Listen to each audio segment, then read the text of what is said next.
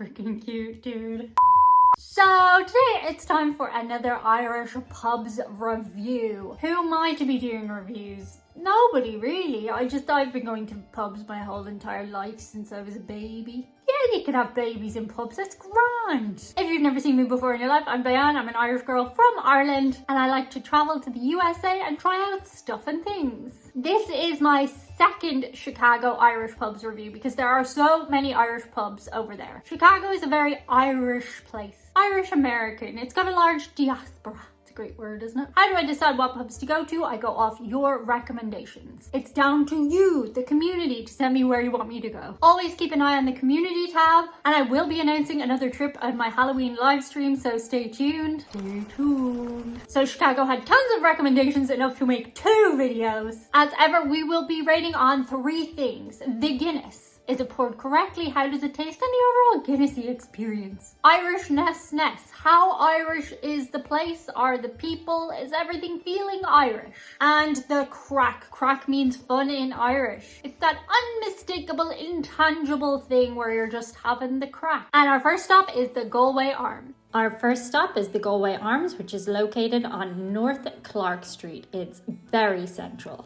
This place has a cozy vibe as soon as you walk in, with a lovely big fireplace, and is supposedly kid-friendly. First thing, as always, is first let's see how well the Guinness is poured. As a reminder, there is an art to this. Guinness should always be poured at a 45-degree angle. First pour up until it reaches the top of the harp on the pint glass. Yes, there is a special glass. The pint needs to be let settle for at least 60 to 80 seconds. And then the pint should be topped off with a nice foam at the top. As it happens, we have a real Irish man serving us from Sligo today. It looks good. It was a perfect pour, but how does it taste?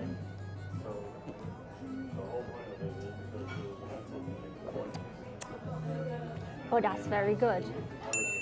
That's very good. Gee, Chicago, you're outdoing yourself here.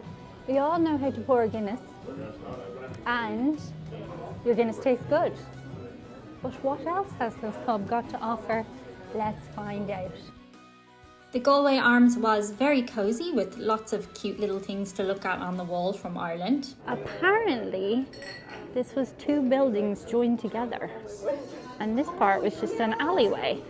But I couldn't help but feel like the crack was lacking. Now, of course, it could have been the day I was there, but this is what I experienced. So I was sitting up at the bar. First of all, the barman is Irish. The lads sitting up at the bar are Irish. Like, not American Irish, Irish. So, very Irish.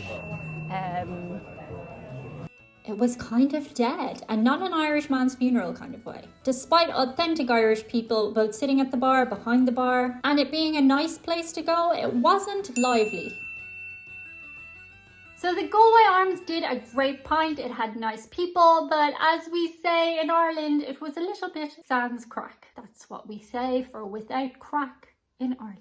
In my subjective experience anyway, that's the only thing I can go off. Galway Arms in total gets a very respectable 24 out of 30. On to the next. Next up, it was time to head over to Fado Irish Pub, which was probably the most recommended pub to me. Apparently, it's famous for its hospitality. We'll see. So, what's your name? My name is Ezra. Ezra already poured out the first pint of the day, so I didn't get the bad stuff. And now he's letting it sit. Ezra knows a good pour. Sure do. We take great pride in our Guinness. Just to mention some notables, our GM, Kerryman, takes our Guinness pours very serious here. This is an Irish pub, which tries its best to reflect Irish culture at all times. And I know Guinness is a pretty big deal. So one of the first things that we learn here is a Guinness pour. And then from there, you learn everything else. So if we can't get that right, how can we serve anything else with confidence? We also have, it's our most consumed beverage as far as beer goes. Oh, yeah? Yeah, I have 1 tap here, 2 here, and then 2 behind me, so a total of 5 Guinness taps. Wow. Like I said, all with their own separate airline. The CO2 obviously is shared amongst the other beers. Then we have nitrogen specifically for Guinness. Like I said, 75-25 mix. That's your best Guinness tap? according to a lot of people. Okay. I don't drink as much of it, so I couldn't give you an honest opinion. But I've definitely heard that. That's a good Guinness. That's a good Guinness, Really? Ezra. Yeah. You mean that? Yeah. Oh, yeah. Well, here at Fado's Irish Pub, we are definitely proud to serve a good Guinness. You have to care if you want. I'll put your picture on it for you. We also have the ripple machine over there. You can put a picture on it? I'll put your picture on it if you want. Hospitality was definitely off the charts, but we hadn't even started yet. Ezra was on to a good thing.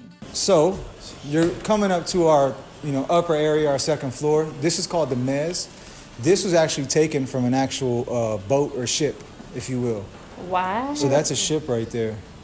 Once again, all designed by the Irish Pub Company. I want to say the name of the gentleman who does the designs, his name is McNally. And in a second, once you get all this, I'll show you where he's put his name. He's marked his work. We usually open this up when we're super busy, or if we just have events going on. Wow. So this is our second floor. As you come in, if you turn around, you'll see the name of the designer up here. That's like his artist tag. So you wanted to know how Irish we are? Yeah. We're 150 years of Irish. That bar was imported. Wow. It's 150 years old. Imported? Yeah, most definitely. This whole bar setup is 150 years old. This is old wood. You can even hear it. She feels Irish. It feels like an Irish bar indeed. Right. So this was made out of Bailey's bottles. It's a little old, so it could use a touch-up, which is probably coming to you soon. But this is a metal tree that originally had nothing but old Bailey's bottles hanging off of it. Cool. And from what I was told, this is a traditional area where the women would sit in Irish pubs. Yeah. I think that's what they might call it, actually. Yeah. In case you haven't heard the term before, a snug is a private little area in an Irish pub where ladies or those seeking a little bit more privacy can go. There was a time it was frowned upon for ladies to go to the pub, so they would find themselves in the snug, but not just them, also people who were having private conversations. Government officials, as well as members of the clergy. I mean, from what I've heard about Irish drinking culture, it's not bad to have your own space. No. True. You'll find a lot of Jameson, a lot of Baileys, a lot of big Irish brand themes.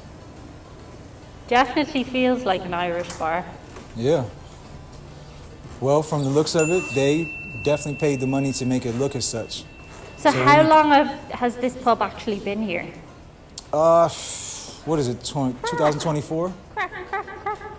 Yeah, there you go. That's the crack for you. We got the crack covered. The crack covered, no doubt. How long has it been here? Sorry, It was 2024. It's definitely over 22 years. It's been here for quite a while. But there was one last thing Ezra promised me. It was my face in my pint. All done. We are living in the future. Sure are. Wow. Boys and girls. All right. That is a special Guinness. Proper pint. I think we're going to give that one an 11 out of 10. Well, welcome to Fado's Irish Pub. Let's hear it for Ezra, definitely the MVP of Fado. What a great experience. And I'm going to give Craic a 9 out of 10 because although I did not encounter the sesh, it was my kind of fun in that it was very interesting and I learned a lot about the pub. So 9 out of 10. Interesting stuff. And that gives Fado an out of this world 29 out of 30. Although 30 out of 30 if we're actually giving 11 out of 10, but there's no such thing as 11 out of 10. So it's 29 out of 30. So following the enthusiasm of Ezra, we were on to our next pub, the Kerryman. Just from the get-go, this place looks like a super pub. We are at the Kerryman. Kerryman. Is it like a superhero name or a surname? The Kerryman says it is known as Chicago's liveliest Irish pub. It has 3 Irish owners who all hail from County Kerry in Ireland, and a chef also from Ireland. Fun fact, the barman from the Celtic Arms was actually housemates with the barman from the Kerryman. He actually sent me across and told me to say hi to him. He himself didn't want to be on camera, which is totally okay. But we were treated again to a perfect pour. He poured a perfect pint too. And he's mates with the lads from the Galway Arms. They're all roommates. Like, Ireland is so small. The three of them are roommates. So the lad sitting up at the bar, the barman, and the lad who poured this Guinness. Gosh darn it, that's a good point.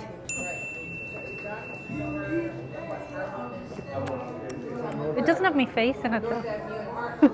Let's have a little look around the pub. So the Kerryman likes to call itself Chicago's liveliest Irish bar. It's definitely seen its fair share of cool things over the years. Back in the day, it was a notorious gangster bar in Chicago. It also was a huge part of the Chicago punk movement, apparently. To me, this place feels a lot like a super pub, like you might find in one of Ireland's cities, as opposed to like a cozy little old man bar. Where are the little old men at in Chicago?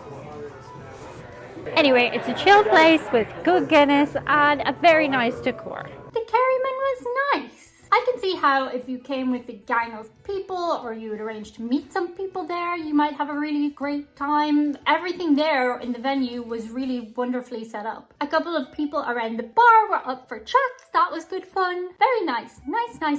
Irishness, I'm going to give it a 7 out of 10 because the owners are, of course, Irish. And it's definitely what I would say a city Irish pub is, though not necessarily what you might think of when you think of an Irish pub. Like a city bar. And Craic, I would give a 7 because lots of people there were chatting to me and it was nice. So the Kerryman is getting a 23 out of 30. And finally, we were off to a pub called the D4.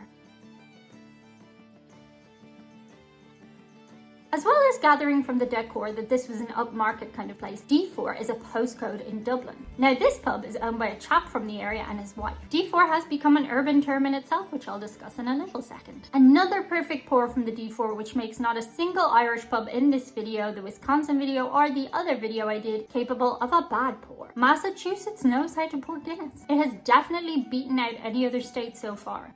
But how does she taste? That is the question. Cheers, sláinte.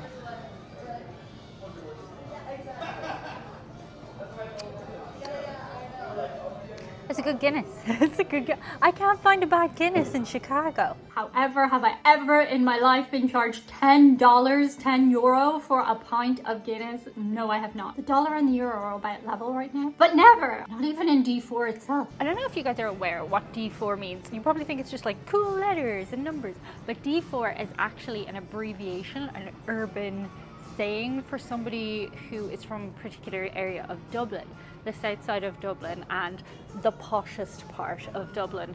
Supposedly, it's an upper middle class area. The stereotype of people from D4 is that they put on quite a contrived accent, like they talk like this, and they're all about like rugby and fake tan, which, you know, some characteristics, but yeah, that's the idea. So I'm expecting this bar to be very fancy.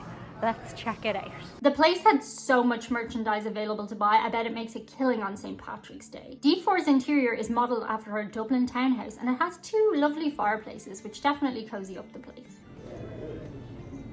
The owner was potentially going to come and talk to us, but I've been sitting here a while and nobody said anything. In Ireland, a lot of people don't like to be filmed, and like the idea of social media is not like really caught on in a big way there. So it's actually quite Irishy that nobody's come and talked to us. I wanted to like it because I always root for the underdog, but just wasn't giving anything really. It was a little bit sterile. The barman was lovely. But yeah, would I recommend it? Maybe for like a business meeting or something. To be fair though, the pint was decent, you know? I mean, I haven't set a foot wrong with how they pour the pints here in Chicago. And from everybody I'm talking to, the Guinness people actually come in and train them how to do the perfect pour. So it's obviously working. Okay, I have to say this was the first Irish pub I've ever been to in America where nobody even tried to engage me in a bit of banter. So for that reason, I gotta give it 3 out of 10. So unfortunately, I do get why this was the least recommended Irish pub from you guys. It is coming in with just 17 out of 30 and I feel genuinely bad about that because I can see it's a lovely place that has a lot of potential. All the tools are there for this to be a great pub but it just wasn't the day I visited. And so our final marks are the Galway Arms with 24 out of 30, Fado with 29 out of 30, Kerryman with 23 out of 30, and the D4 with 17 out of 30, which makes Fado my most recommended pub in this part 2 of Chicago Irish Pubs video. I would definitely check it out if you're in the area, and do look out for Ezra, who was just a little gem. And that's it for today. See you guys on the other side. Bye.